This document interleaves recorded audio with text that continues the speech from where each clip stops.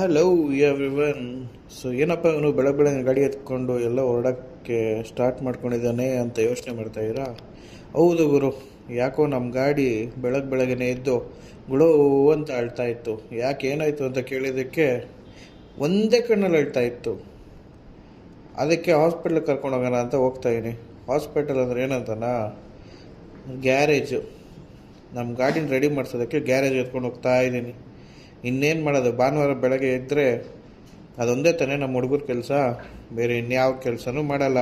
ಒಂದು ಗಾಡಿ ಆಯಿತು, ಇನ್ನೊಂದು ಬಾಡಿ ಆಯಿತು, ಇಲ್ಲ ಎದ್ದು ಹೋಗಲ್ಲ ಎಲ್ಲೂ.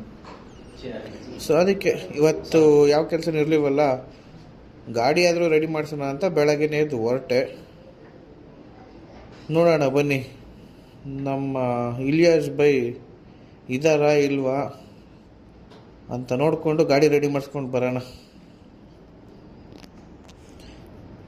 ಇತ್ತೀಚೆಗೆ ಬೆಂಗಳೂರಲ್ಲಿ ಏನು ಬಿಸಿಲು ಅಂದರೆ, ಗಾಡಿ ಓಡಿಸೋದಕ್ಕಿರಲಿ, ಮನೆಯಿಂದ ಆಚೆ ಬರೋದಕ್ಕೂ ಕಷ್ಟ, ಮೈ ಕೈ ಎಲ್ಲ ಸುಡುತ್ತೆ.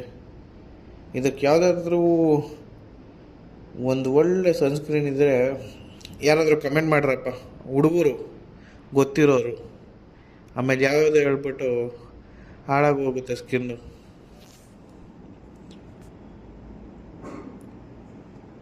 ಸೊ ಫೈನಲಿ ರೀಚ್ ಆಗಿದ್ದೀವಿ. ಸೊ ನೋಡಿ, ಇದೇ ಫೋರ್ಕಲ್ಲಿ, ಆಗಲೇ ಹೇಳಿದ್ನಲ್ಲ ಒಂದೇ ಕಡೆ ಹೇಳ್ತಾ ಇರೋದು ಅಂತ, ಇದೇ ಫೋರ್ಕಲ್ಲಿ ಆಯಿಲ್ ಸೀಲು ಹೋಗ್ಬಿಟ್ಟಿದೆ. ಆಯಿಲ್ ಸೀಲ್ ಲೀಕ್ ಆಗ್ತಾಯಿದೆ. ಅದ್ರ ಜೊತೆ ಬೇರೆ ಬೇರೆ ಕೆಲಸನೂ ಮಾಡಿಸ್ಬೇಕು. ಅದಕ್ಕೇ ಒಟ್ಟಿಗೆ ತೊಗೊಂಬಂದು ಬಿಟ್ಬಿಡೋಣ ಅಂತ ತೊಗೊಂಬಂದೆ. ಬಂದರು ನಮ್ಮ ಇಲಿಯಾಸ್ ಬೈ.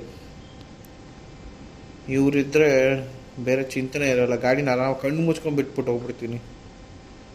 ನಮಸ್ತೆ, ಆರಾಮಾ? ಓಕೆ, ಅದೇ ಹೇಳಿದ್ನಲ್ಲ ಫೋನ್ ಮಾಡಿ, ಈ ಚೈನ್ದೊಂದು ಪ್ರಾಬ್ಲಮ್ಮು, ಆಮೇಲೆ ಮುಂದೆಗಡೆ ಆಯಿಲ್ ಸೀಲು ಸ್ವಲ್ಪ ಸೌಂಡ್ ಬರ್ತಾಯಿತ್ತು. ಏನು ಅಂತ ನೀವು ಚೆಕ್ ಮಾಡಿದ್ರೆ ಎಲ್ಲ ಕಂಪ್ಲೀಟ್ ಸೆಟ್ ಆಗುತ್ತೆ. ರೈಡಿಗೆ ಬೇರೆ ಹೋಗ್ಬೇಕಲ್ಲ, ಅದಕ್ಕೆ.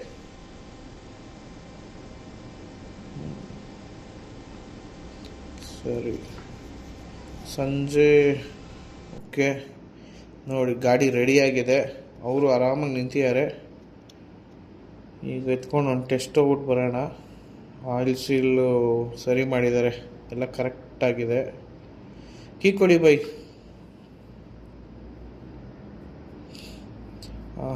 ಹೊಳಿತಾ ಇತ್ತು ಹಂಗೆ ಗಾಡಿ, ಅದನ್ನು ಹಿಂಗೆ ನೋಡೋದೇ ಒಂಥರ ಮಜಾ.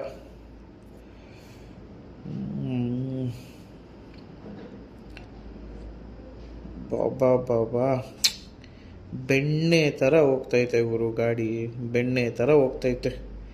ಇದಕ್ಕಿಂತ ಇನ್ನೇನು ಬೇಕು ಹುಡುಗರಿಗೆ? ಗಾಡಿಗೆ ಸಖತ್ತಾಗಿದ್ದರೆ ಅದ್ರ ಮುಂದೆ ಇನ್ಯಾವ ಖುಷಿನೂ ಇಲ್ಲ ಗುರು ನಮಗೆ. ಮುಗೀತು. ಓಕೆ, ಇದಾಗಿತ್ತು ಇವತ್ತಿನ ವಿಡಿಯೋ. ಸೊ ನೆಕ್ಸ್ಟ್ ರೈಡಲ್ಲಿ ಮತ್ತೆ ಜಾಯ್ನ್ ಆಗೋಣ. ಅಲ್ಲಿವರೆಗೂ take care, love you all, bye.